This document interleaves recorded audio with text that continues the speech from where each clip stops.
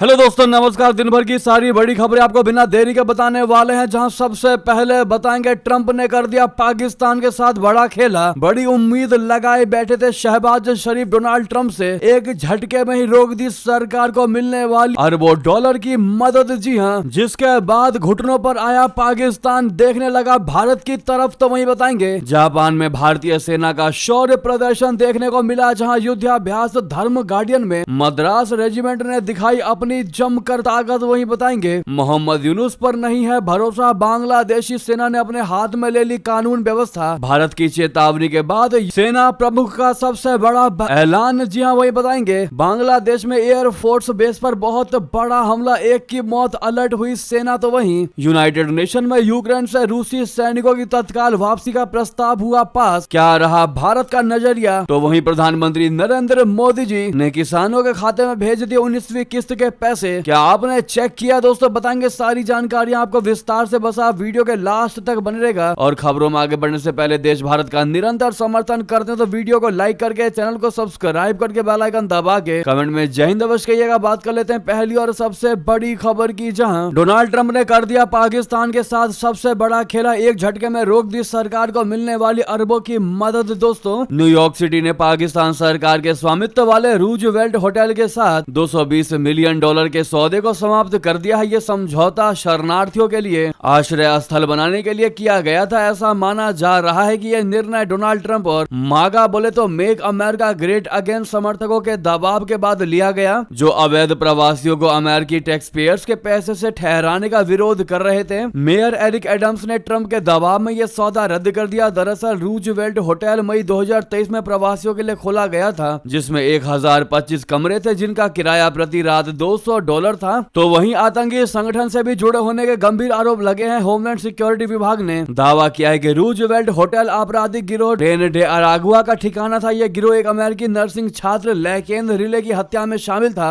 इस गिरोह को अब विदेशी आतंकवादी संगठन घोषित किया गया है। दोस्तों ऐसे में न्यूयॉर्क सिटी के अंदर पाकिस्तान सरकार के स्वामित्व वाले रूजवेल्ट होटल के साथ $220 मिलियन के सौदे को समाप्त कर दिया। वाकई में शहबाज शरीफ को यह बहुत बड़ा झटका दे दिया है दोस्तों डोनाल्ड ट्रंप ने। और यह भी तब हुआ जब हाल ही में प्रधानमंत्री नरेंद्र मोदी जी अमेरिकी दौरे पर डोनाल्ड ट्रंप से मिल करके आए थे, गले लगाकर आए थे। वहीं आपको बता दें जापान में भारतीय सेना का शौर्य प्रदर्शन, युद्धाभ्यास धर्म गार्डियन में मद्रास रेजिमेंट ने दिखाई अपनी ताकत। जी हां, भारत और जापान का संयुक्त सेना अभ्यास, जिसका नाम है धर्म गार्डियन, वो सोमवार को प्रारंभ हुआ। सामरिक दृष्टि से बेहद महत्वपूर्ण माना जा रहा है। ये संयुक्त सेना अभ्यास जापान में किया जा रहा है। इस दौरान दोनों देशों की सेनाएं शहरी युद्ध और आतंकवाद जैसी जटिल परिस्थितियों से निपटने का संयुक्त अभ्यास कर रही हैं। ये भारत और जापान के बीच छठा संयुक्त सेना अभ्यास है। धर्म गार्डियन सेना अभ्यास 9 मार्च तक जापान के पूर्वी फूजी युद्धाभ्यास प्रशिक्षण क्षेत्र में जारी रहेगा। इस संयुक्त सेना अभ्यास में भारत के 120 सैन्य कर्मी शिरकत कर रहे हैं। जापान पहुंची भारतीय सैन्य टुकड़ी में मुख्य रूप से मद्रास रेजिमेंट की एक बटालियन के सैनिक है। इनके अलावा अन्य सैन्य टुकड़ियों और सैन्य सहायता इकाइयों के सैनिक भी भारतीय दल में शामिल हैं। जापान की ग्राउंड सेल्फ डिफेंस फोर्स का प्रतिनिधित्व 34वीं इन्फेंट्री रेजिमेंट कर रही है। भारत के समान ही जापानी सैनिकों की संख्या भी रखी गई है। दोनों देशों के बीच होने वाला धर्म गार्डियन एक वार्षिक सैन्य अभ्यास है। ये सैन्य अभ्यास भारत और जापान में बारी बारी से होता है। पिछली बार फरवरी मार्च 2024 में इसका आयोजन भारत के राजस्थान में किया गया था। ऐसे में दोस्तों अपनी भारतीय सेना को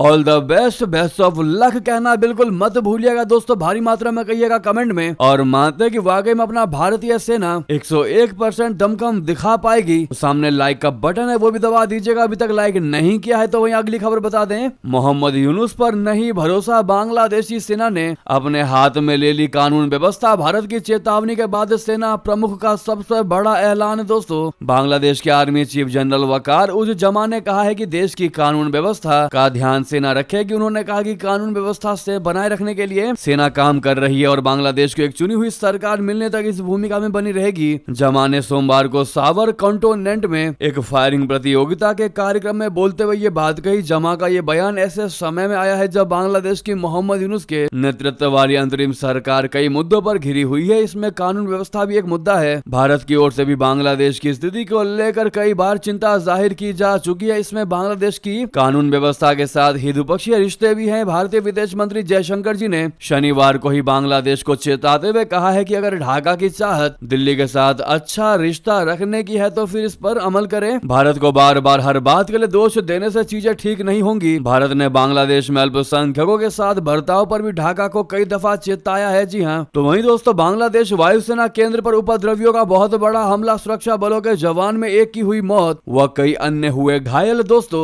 दक्षिण पूर्वी तटीय शहर कॉक्स बाजार में बांग्लादेश की वायुसेना के अड्डे पर सोमवार को किए गए हमले का सुरक्षा कर्मियों ने माकूल जवाब दिया। इस दौरान एक व्यक्ति की गोली मारकर हत्या कर दी गई और तथा अन्य घायल हो गए। अधिकारियों ने ये जानकारी दी। रक्षा मंत्रालय के इंटर सर्विस पब्लिक रिलेशंस निदेशालय ने कहा कि उपद्रवियों ने दोपहर के समय कॉक्स बाजार के समिति पारा के पास वायुसेना अड्डे पर अचानक हमला कर दिया। ISPR के एक बयान में कहा गया है कि बांग्लादेश वायुसेना इस संबंध में आवश्यक कार्रवाई कर रही है। जी हाँ, वही बता दें तालिबान में मचा भारी घमासान, सिराजुद्दीन हक्कानी के बाद अब स्टनकजई पर बड़ी आफत, मिलिट्री ट्रायल की मांग। दोस्तों तालिबान में मचा घमासान खत्म होने का नाम ही नहीं ले रहा। अभी आंतरिक मंत्री सिराजुद्दीन हक्कानी का मामला शांत भी नहीं हुआ कि उप विदेश मंत्री शेर मोहम्मद अब्बास स्टनकजई के खिलाफ सैन्य मुकदमा चलाने की मांग उठने लगी है। ऐसी रिपोर्ट है कि तालिबान के वरिष्ठ नेताओं में शुमार स्टनकजई अफगानिस्तान छोड़कर फरार हैं। तो उधर सिराजुद्दीन हक्कानी पिछले 1 महीने से अफगानिस्तान नहीं लौटा है। उसके और तालिबान सरगना हिजबुल्लाह अंखुदजादा के बीच लंबे समय से तनातनी चल रही है। इसके बाद अंखुदजादा के गुट ने काबुल पर अपनी पकड़ को मजबूत कर लिया है। जी हाँ, तो वहीं आपको बता दें यूनाइटेड नेशन में यूक्रेन से रूसी सैनिकों की तत्काल वापसी का प्रस्ताव हुआ पास। वोटिंग से अब्सेंट रहा अपना भारत। जी हाँ, रशिया और यूक्रेन के बीच जारी जंग के खत्म होने के फिलहाल कोई आसार नजर नहीं आ रहे हैं, लेकिन इस बीच जंग शुरू होने के 3 साल पूरे होने पर संयुक्त राष्ट्र महासभा ने सोमवार को यूक्रेन के उस प्रस्ताव को पास कर दिया जिसमें यूक्रेन से सभी सैनिकों की तत्काल वापसी, शांतिपूर्ण समाधान और तनाव करने की मांग की गई है। हालांकि भारत समेत 65 सदस्य देशों ने वोटिंग में हिस्सा नहीं लिया। भारत UN महासभा के मसौदा प्रस्ताव पर कराई गई वोटिंग में शामिल नहीं हुआ। इस प्रस्ताव के जरिए रशिया और यूक्रेन में तनाव कम करने, शत्रुता को जल्द से जल्द खत्म करने और यूक्रेन के खिलाफ युद्ध के शांतिपूर्ण समाधान का आह्वान किया गया था। 193 यानी 193 मेंबर्स देशों वाले संयुक्त राष्ट्र महासभा ने यूक्रेन और उसके यूरोपीय सहयोगियों की ओर से पेश किए गए मसौदा प्रस्ताव यूक्रेन में व्यापक, न्याय संगत और अस्थायी शांति को आगे बढ़ाने पर वोट डाले गए। जी हाँ, प्रस्ताव को 93 वोटों के साथ पक्ष में पास कर लिया गया। 18 वोट इसके विरोध में पड़े, जबकि भारत समेत 65 सदस्य देशों ने इस वोटिंग प्रक्रिया में हिस्सा ही नहीं लिया। जी हाँ, और यूनाइटेड नेशन में जैसे ही प्रस्ताव को स्वीकार किया गया, UNGA हॉल तालियों की गड़गड़ाहट से गूंज उठा और सदस्य देशों ने प्रस्ताव को स्वीकार किए जाने का स्वागत किया। तो उधर डोनाल्ड ट्रंप के बाद अब शी जिनपिंग ने की पुतिन से बात। क्या क्या कहा आपको बता दें। चीन के राष्ट्रपति जिनपिंग ने रशिया के अपने समकक्ष व्लादिमीर पुतिन से सोमवार को फोन पर बातचीत की और कहा कि वो यूक्रेन युद्ध में समाप्त करने के लिए अमेरिका के साथ बातचीत शुरू करने के मॉस्को के प्रयासों से खुश हैं। सरकारी प्रसारक CCTV की खबर के मुताबिक पुतिन ने शी जिनपिंग को अमेरिका के साथ हाल फिलहाल में हुई बातचीत के बारे में जानकारी दी। खबर के मुताबिक शी जिनपिंग ने कहा कि जिनपिंग इस बात से खुश है कि रशिया और संबंधित पक्षों ने संकट का समाधान निकालने के लिए सकारात्मक प्रयास किए हैं। क्रेमलिन की ओर से जारी बयान के मुताबिक चीनी पक्ष ने रशिया और अमेरिका के बीच बातचीत के प्रति समर्थन जताया है और कहा कि वो संघर्ष को शांतिपूर्ण ढंग से हल करने में मदद देने के लिए तैयार है। जी हाँ दोस्तों, शी जिनपिंग और व्लादिमीर पुतिन के बीच ये बातचीत ऐसे समय में हुई है जब सोमवार को यूक्रेन पर रशिया के आक्रमण के 3 साल पूरे होने के मौके पर यूरोप और कनाडा के कई नेता कीव के प्रति समर्थन दर्शाने के लिए यूक्रेन की राजधानी पहुंचे। उधर अमेरिकी राष्ट्रपति ट्रंप ने यूक्रेन को छोड़ सीधे रशिया से संपर्क विराम पर अपनी बात करनी शुरू कर दी। ऐसे में भारत अपना वॉच एंड वेट की पॉलिसी पर काम करता नजर आ रहा है। वहीं बता दें, पाकिस्तान से कट जाएंगे ये 2 बड़े राज्य। सेना के पिट्ठू ने शहबाज शरीफ सरकार को क्यों दी ये बड़ी चेतावनी। दरअसल 54 साल बाद पाकिस्तान से फिर 2 राज्य अलग हो सकते हैं क्या। पाकिस्तानी सेना के पिट्ठू माने जाने वाले फजलुर रहमान ने शहबाज शरीफ को इसकी चेतावनी दी है। रहमान का कहना है कि शहबाज शरीफ की सरकार अगर नहीं सतर्क हुई तो हम 2 अहम प्रांतों को खो सकते हैं। रहमान की टिप्पणी ऐसे वक्त में आई है, ऐसे टाइम पर आई है जब पाकिस्तान का खैबर पख्तूनख्वा और बलोचिस्तान पूरी तरह हिंसा की आग में जल रही है। नेशनल असेंबली में बोलते हुए फजलुर रहमान ने कहा कि बलोचिस्तान और खैबर पख्तूनख्वा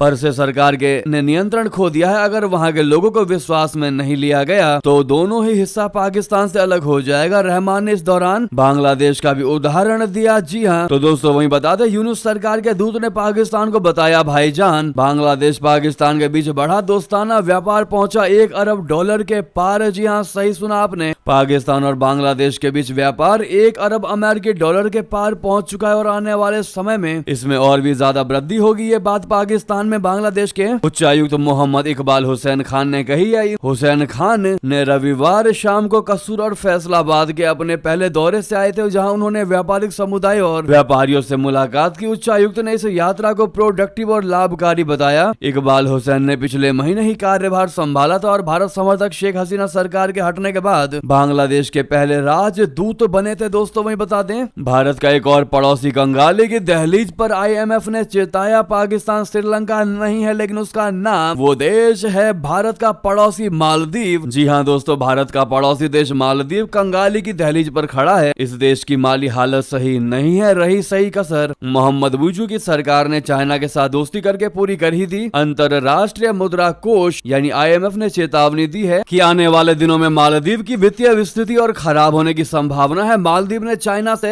भारी मात्रा में कर्ज लिया है, जिसे चुकाने के लिए उसके पास पर्याप्त विदेशी मुद्रा भंडार है ही नहीं। इसके अलावा मालदीव अभी तक कोविड महामारी के दौरान अर्थव्यवस्था में आई गिरावट से भी उबर नहीं पाया है। बयान में कहा गया है कि कुल राजकोषीय घाटा और सार्वजनिक ऋण के उच्च स्तर पर बने रहने का अनुमान है, जिसके लिए तत्काल नीति समायोजन की आवश्यकता है। जी हाँ दोस्तों, वहीं आपको बता दें, फ्रांस में रशिया के दूतावास पर बहुत बड़ा हमला, परिसर में फेंका गया पेट्रोल बम। रूस ने कहा यह आतंकवादी घटना है। जी हाँ, फ्रांस के मार्जिले में स्थित रशिया के वाणिज्यिक दूतावास पर एक गंभीर हमला हुआ है, जिसमें विस्फोट की घटना सामने आई है। इस हमले में अज्ञात शख्स ने वाणिज्यिक दूतावास के गार्डन में 2 मोलोतोव कॉकटेल फेंके हैं। बोले तो पेट्रोल बम फेंका है। हालांकि इस हमले में कोई भी व्यक्ति घायल नहीं हुआ है। एक चोरी की कार भी घटना स्थल से बरामद की गई है, जिससे हमलावर के पैटर्न के बारे में कुछ जानकारी मिलती है। रशिया ने इस हमले को एक आतंकी घटना बताते हुए फ्रांसीसी अधिकारियों से इसकी त्वरित और व्यापक जांच करने की मांग की है। रशिया ने इस पर जोर दिया है कि यह हमला आतंकवादियों द्वारा किया गया प्रतीत होता है। रशिया ने कहा कि हमलावरों ने वाणिज्यिक दूतावास पर हमला करने के लिए यह तरीका चुना और फ्रांसीसी सरकार से अनुरोध किया है कि वे रूसी मिशनों की सुरक्षा को और मजबूत करने के लिए जरूरी कदम उठाएं। रूस के विदेश मंत्रालय ने इस घटना के बारे में कहा कि हम मांग करते हैं कि फ्रांस की सरकार जांच के लिए तुरंत कदम उठाए और इस मामले को गंभीरता से लेकर इसकी सही जांच करवाए। तो वहीं आपको बताते हैं, जापान फिलीपींस मिलकर करेंगे चीन की बढ़ती आक्रामकता से निपटने की तैयारी। रक्षा सहयोग पर कर दिया ये नया और बड़ा खुलासा। दोस्तों, एशिया प्रशांत क्षेत्र में चीन की बढ़ती आक्रामकता को देखते हुए जापान और फिलीपींस ने रक्षा सहयोग को और मजबूत करने का बड़ा फैसला लिया है। सोमवार को मनीला में हुई उच्च स्तरीय बैठक में दोनों देशों ने सैन्य सूचनाओं की सुरक्षा और साझा रक्षा प्रशिक्षण से जुड़े महत्वपूर्ण समझौते किए। जापानी रक्षा मंत्री जनरल नाकातानी और उनके फिलीपींस समकक्ष गिलबर्टो टोओडोरो ने इस रणनीतिक साझेदारी को और गहरा करने पर सहमति जताई है। तो उधर आपको बता दें, यूनाइटेड नेशन के प्रतिबंधों को ड्रैगन ने दिखाया ठेंगा। चीनी जहाज पर उत्तर कोरियाई चालक दल से जबरन श्रम की आई सबसे बड़ी रिपोर्ट। दोस्तों, दूरस्थ जल क्षेत्र में मछली पकड़ने वाले चीनी जहाज के एक बड़े बेड़े 2019 से 2024 के बीच संयुक्त राष्ट्र यानी यूनाइटेड नेशन के प्रतिबंधों का उल्लंघन करते हुए उत्तर कोरियाई चालक दल का इस्तेमाल किया। चालक दल के कई सदस्य अत्याचार का शिकार हुए और उन्हें फंसाकर वर्षों तक समुद्र में रखा गया। सोमवार को प्रकाशित एक रिपोर्ट में ये खुलासा किया गया। दरअसल लंदन स्थित एनवायरमेंटल जस्टिस फाउंडेशन ने रिपोर्ट जारी की है कि यह पर्यावरण और मानवाधिकार के मुद्दों में विशेषज्ञता रखने वाला समूह है। रिपोर्ट में कहा गया है कि उसने दक्षिण पश्चिमी हिंद महासागर में चल रहे 12 चीनी ट्यूना जहाजों पर उत्तर कोरियाई कर्मियों की मौजूदगी की पहचान की है। रिपोर्ट इंडोनेशिया और फिलीपींस के उन 19 कर्मचारियों के इंटरव्यू पर आधारित है जिन्होंने उत्तर कोरियाई कर्मियों के साथ काम किया था। वहीं बता दें, पीटीआई नेताओं के घरों और दफ्तरों पर पंजाब पुलिस की बड़ी छापेमारी, जिसमें अब तक 12 कार्यकर्ता हुए गिरफ्तार। दोस्तों, पाकिस्तान के पंजाब प्रांत में पुलिस ने पाकिस्तान तहरीक इंसाफ यानी पीटीआई पार्टी के नेताओं के कार्यालयों और आवासों पर छापेमारी करके इसके 12 से अधिक कार्यकर्ताओं को गिरफ्तार किया है। पार्टी की ओर से राजनीतिक गतिविधियों को फिर से शुरू करने की घोषणा के बाद ये कार्रवाई की गई। ये जानकारी सोमवार को मिली। पंजाब के वरिष्ठ पीटीआई नेता शौकत बसरा ने कहा कि पंजाब पुलिस ने रावलपिंडी और प्रांत के अन्य जिलों में कार्यकर्ता सम्मेलनों के आयोजन की व्यवस्था करने में जुटे 12 से अधिक पीटीआई कार्यकर्ता को हिरासत में लिया गया। बसरा ने कहा कि पीटीआई सांसदों के घरों की पवित्रता का उल्लंघन उन लोगों द्वारा किया गया है जिन्होंने उन पर धावा बोला और तोड़फोड़ की। वहीं बता दें, भारत ने फ्रांस के दोस्त को दे दिया बड़ा झटका। खलीफा एर्दोगन के हाथ लगी खतरनाक मेटियोर मिसाइल, तुर्की की बढ़ेगी ताकत। दरअसल फ्रांस ने भारत के दोस्त ग्रीस को बहुत बड़ा झटका देते हुए साफ कर दिया है कि वो तुर्की को Meteor air to air missile missile की बिक्री की राह में रोड़ा नहीं बनेगा। ग्रीस ने तुर्की को इन मिसाइलों को देने के लिए खुलकर आपत्ति जताई थी, उसके बावजूद फ्रांस ने इस पर रोक लगाने से मना कर दिया। एथेंस में इसे एक प्रमुख यूरोपीय सहयोगी के धोखे के रूप में देखा जा रहा है। फ्रांस के सशस्त्र बल मंत्री सेबेस्टियन लोकोर्नो ने संसदीय सत्र में इस मुद्दे को सीधे संबोधित किया। दोस्तों, ग्वादर को दुबई बनाने चले थे चाइना, पाकिस्तान बन गया गधों का पहला कसाई खाना। चीनी मर्दों के लिए इस्लामिक नियम ताक पर। जी हाँ, पाकिस्तान और चाइना ने बलूचिस्तान के ग्वादर शहर को दुबई की तरह से अत्याधुनिक शहर बनाने का ऐलान किया था। चीन ने ग्वादर में अरबों डॉलर की सीपीईसी योजना को शुरू किया। चीन ने इसके लिए करीब 50 अरब डॉलर भी खर्च कर डाले। इतना पैसा खर्च करने के बाद अब ग्वादर अभी भी दुबई बनने से कोसों दूर है। ग्वादर को लेकर चीन की बौखलाहट बढ़ती जा रही है। यही नहीं, ग्वादर में चीनी नागरिकों पर कई खूनी हमले भी हो चुके हैं। इस बीच ताजा घटनाक्रम में पाकिस्तान ने चीन में गधों के मांस, हड्डी और चमड़े की बढ़ती मांग को देखते हुए ग्वादर में गधों का पहला कसाई खाना खोला गया। जी हाँ, पाकिस्तान ने इसके लिए 70 लाख डॉलर खर्च किया है। दोस्तों, वहीं बता दें, डोनाल्ड ट्रंप का यूसेड पर सबसे बड़ा एक्शन, 2000 कर्मचारियों को नौकरी से निकाला, हजारों पर लटकी तलवारें। जी हाँ, डोनाल्ड ट्रंप प्रशासन ने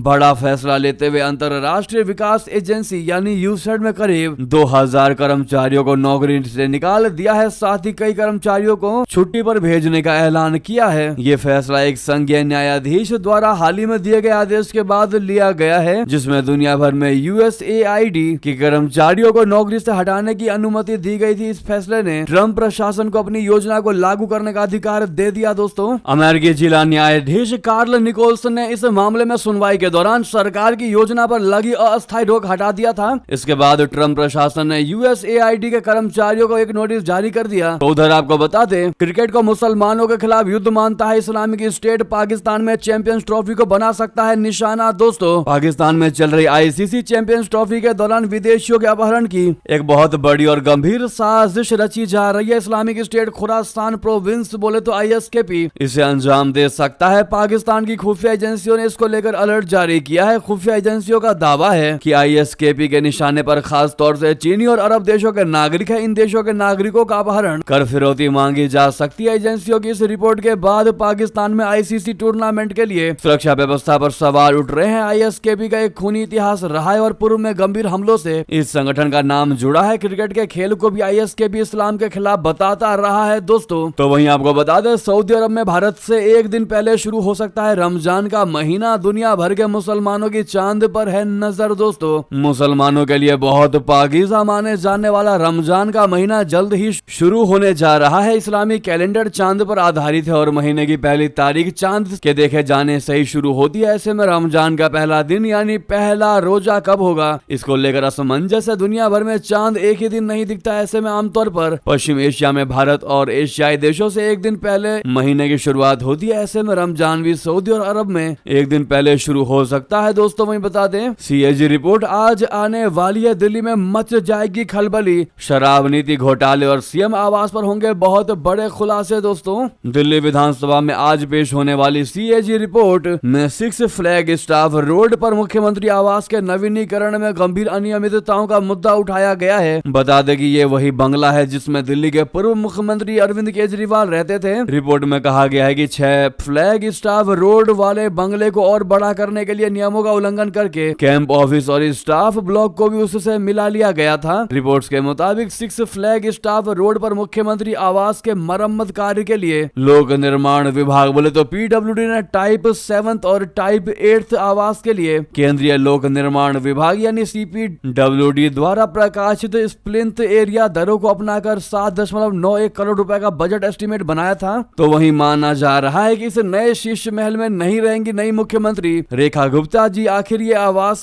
नहीं तो फिर कौन सा आवास उनका बनेगा ठिकाना? दरअसल माना यह जा रहा है कि नई मुख्यमंत्री के लिए मथुरा रोड से लेकर सिविल लाइन, दरियागंज रोड और शामनाथ मार्ग तक संभावित आवासों की तलाश का काम चल रहा है। ऐसे में दोस्तों, क्या शीर्ष महल को नए सीएम को लेना चाहिए कि नहीं लेना चाहिए? आप लोग कमेंट में सुझाव अवश्य दीजिएगा। देखते हैं क्या कहती है हमारी भारत की प्रिय जनता। तो वहीं आपको बता दें, फोटो विवाद पर बीजेपी का जवाब, कहा कायम है अंबेडकर और भगत सिंह की तस्वीरें, गांधी समेत 3 की बस नई पिक्चर लगाई गई है। जी हां, दिल्ली में भारतीय जनता पार्टी की सरकार बनने के बाद सोमवार को सदन का पहला दिन था। शुरुआती कार्यवाही के बाद विधानसभा का पहला दिन हंगामे की भेंट चढ़ गया। दरअसल आम आदमी पार्टी पार्टी ने भाजपा सरकार पर मुख्यमंत्री कार्यालय से भगत सिंह और डॉक्टर भीमराव अंबेडकर की तस्वीरें हटाकर पीएम मोदी की मूर्ति लगाने का आरोप लगाया। आम आदमी पार्टी के आरोप के बाद भाजपा ने फोटो विवाद पर जवाब दिया। भाजपा ने फोटो जारी करते हुए कहा कि डॉक्टर अंबेडकर और भगत सिंह की फोटो कायम है। इसके साथ ही 3 नई फोटो भी लगी है। इस मामले पर बीजेपी ने सोशल मीडिया पर एक पोस्ट करते हुए सभी फोटो जारी कर दिया। तो वहीं आपको बता दें, लालू पर वार तो मोदी की तारीफ के पुल पीएम के मंच से